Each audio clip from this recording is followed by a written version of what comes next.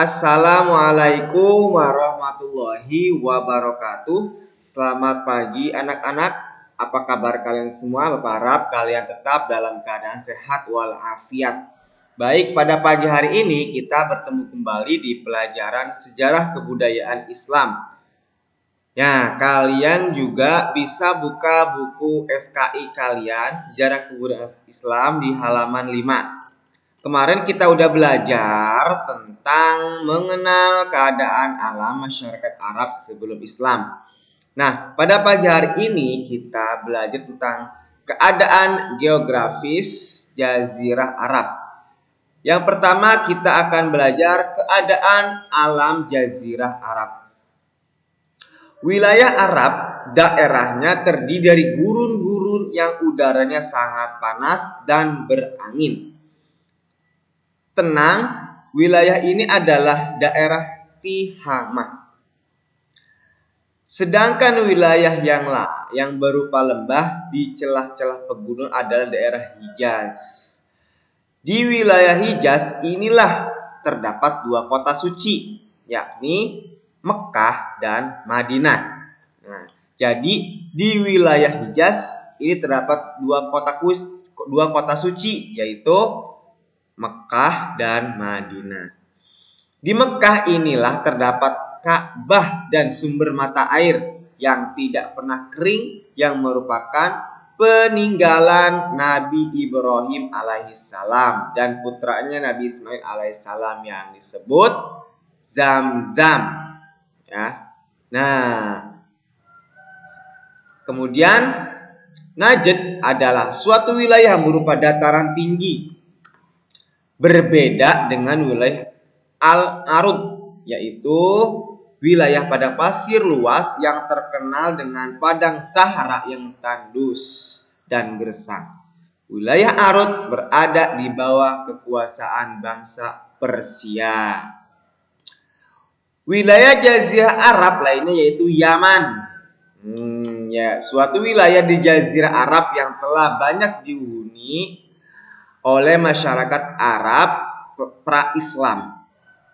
Penduduk Yaman termasuk yang telah maju pada saat itu, namun sering terjadi peperangan sehingga banyak bangunan yang lenyap dan musnah akibat perang.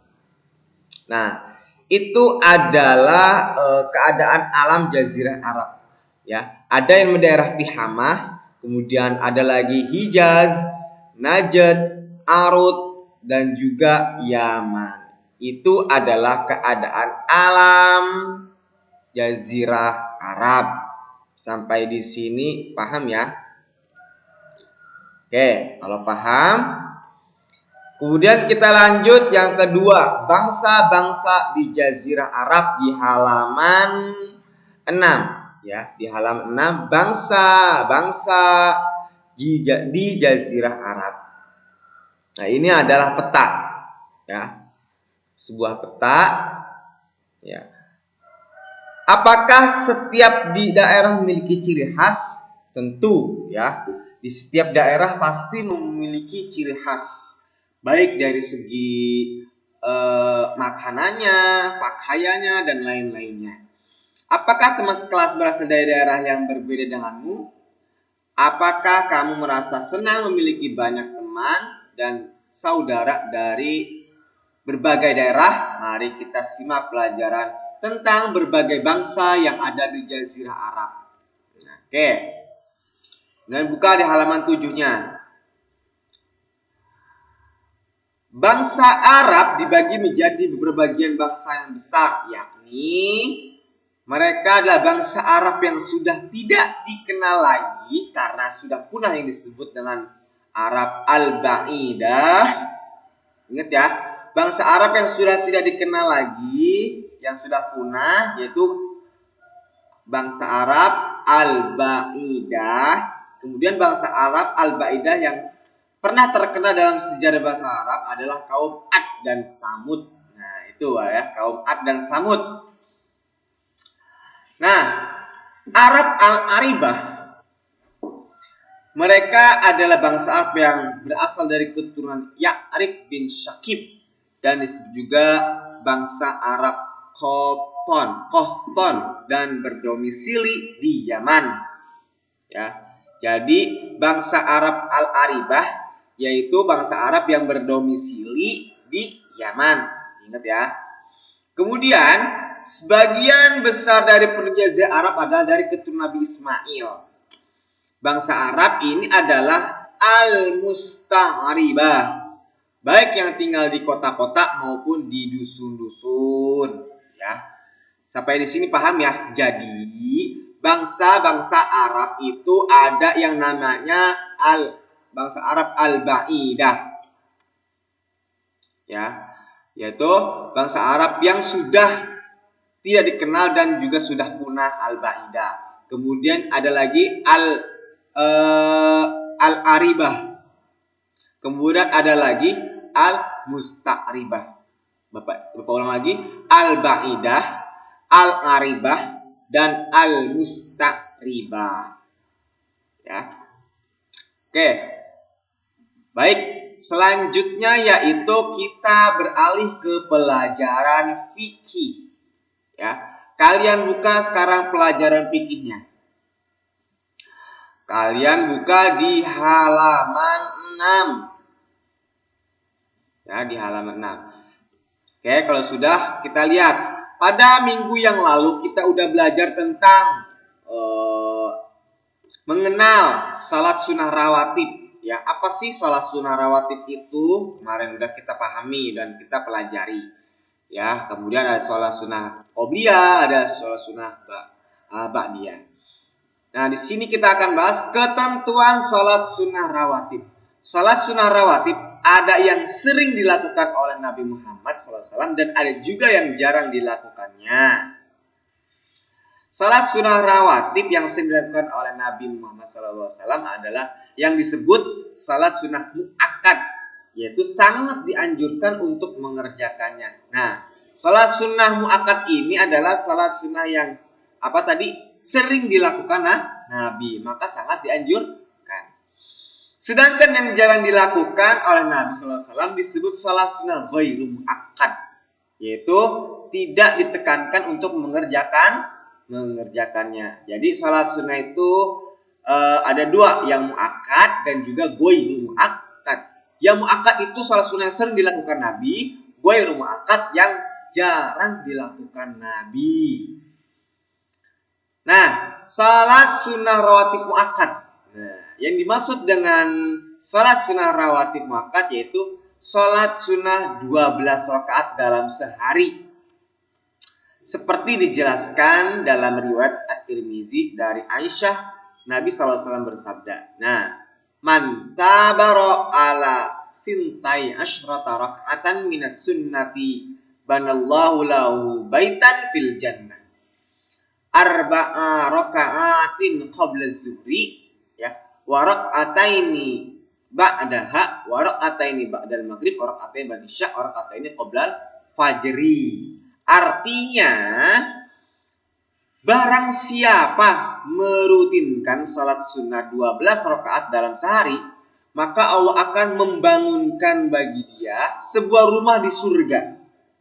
12 rakaat tersebut adalah 4 rakaat sebelum zuhur, ya, 4 rakaat sebelum zuhur, 2 rakaat sesudah zuhur, dan 2 rakaat sesudah maghrib, dan 2 rakaat sesudah isya, dan 2 rakaat sebelum subuh. Nah, itu adalah 12 rakaat yang sangat dianjurkan untuk melakukannya. Dari hadis di atas, dari hadis tersebut kita mengetahui ada 5 macam salat sunnah rawatib yang sangat dianjurkan untuk mengerjakannya dan sering dilakukan oleh Nabi, yaitu A. 2 rakaat sebelum zuhur, 2 rakaat sesudah zuhur, 2 rakaat sesudah maghrib, 2 rakaat sesudah isya, dan 2 rakaat sebelum subuh. Jumlahnya adalah 10. Nah, ini ya, 10 sholat sunnah mu'akkad. Sampai di sini paham ya? Selanjutnya, sholat sunnah rawatib ghairu mu'akkad terdiri dari A. 4 rakaat sebelum zuhur, maksudnya yaitu 2 rakaat pertama termasuk sunnah muakkad, 2 rakaat berikutnya termasuk ghairu muakkad. Nah ini 2 rakaat pertama termasuk sunnah muakkad, 2 rakaat berikutnya termasuk ghairu muakkad. Itu 24 rakaat sebelum zuhur. Kemudian 4 rakaat sesudah zuhur, maksudnya 2 rakaat pertama termasuk sunnah muakkad, 2 rakaat berikutnya termasuk ghairu muakkad, ya. Selanjutnya 4 rakaat sebelum asar. Nah, kemudian D 2 rakaat sebelum maghrib, dan yang E 2 rakaat sebelum isya. Nah, itu adalah sholat sunnah ghairu muakkad yang tidak sangat dianjurkan, ya. Berapa nih? 2 rakaat sebelum isya, 2 rakaat sebelum maghrib, 4 rakaat sebelum asar, kemudian 2 rakaat sebelum zuhur, dan 4 rakaat sebelum zuhur, dan 4 rakaat sesudah zuhur. Nah ini adalah sholat sunnah ghairu muakkad. Nah sekarang lafaz niat sholat sunnah rawatib. Nah ini kita harus tahu niatnya. Kita tahu cara melaksanakannya, tapi tidak tahu niatnya. Harus tahu sih cara niat sholat sunnah rawatib. Nah ini niat sholat sunnah rawatib 2 rakaat sebelum subuh. Nih digambarkan sebelum subuh, ya. Usolli sunnatas subhi rakaataini qobliyatan lillahi ta'ala. Artinya aku niat salat sunnah 2 rakaat sebelum subuh karena Allah Ta'ala. Aku niat sholat sunnah rawatib, ya, atau aku niat sholat sunnah sebelum subuh, 2 rakaat sebelum subuh karena Allah Ta'ala. Gimana kalau niatnya 2 rakaat sebelum zuhur? Berarti usolli sunnata zuhri rakaataini qobliyatan lillahi ta'ala. Tinggal diganti subuhnya itu menjadi zuhur. Tinggal diganti aja kalau sebelum asar menjadi usolli sunnata asri, ya, usolli sunnata asri rakaataini qobliyatan lillahi ta'ala. Seperti itu. Tinggal diganti aja nih, subuh jadi asar. Kemudian qobliyahnya tetap. Kemudian gimana niat salat sunnah rawatib 2 rakaat sebelum zuhur? Ini usolli sunnah zuhur rakaataini qobliyatan lillahi ta'ala. Seperti Bapak bilang tadi, tinggal diganti apa? Zuhur dan subuhnya aja. Usolli sunnah zuhur rakaataini qobliyatan lillahi ta'ala. Aku niat salat sunnah 2 rakaat sebelum zuhur karena Allah Ta'ala.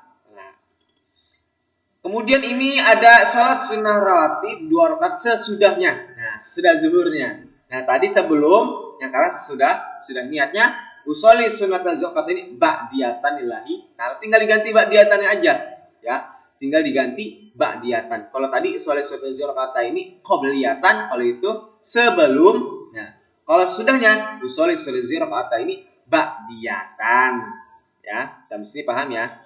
Begitu juga niat salat sunnah rawatib sesudah maghrib, tinggal ganti maghribnya aja. Usolli sunnatal maghribi rakaataini ba'diyatan.